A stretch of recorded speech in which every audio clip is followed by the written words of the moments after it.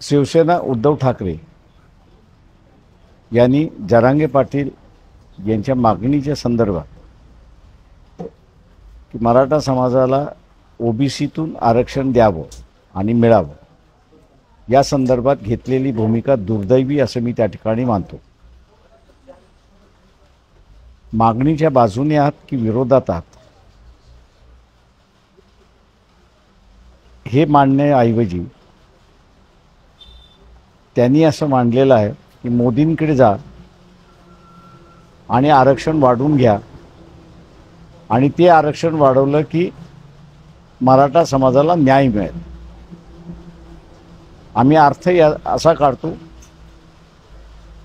की ओबीसींची विरोध आहे मराठ्यांना ओबीसीमध्ये घेण्यामध्ये,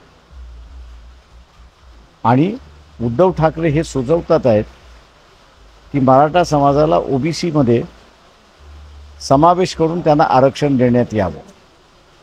भांडणं मिटवण्याच्या ऐवजी भांडणं लावण्याचा हा प्रकार आहे आणि त्यामुळे महाराष्ट्रामध्ये शांततेचं भंग होण्याची शक्यता अधिक असं त्या ठिकाणी मानतो।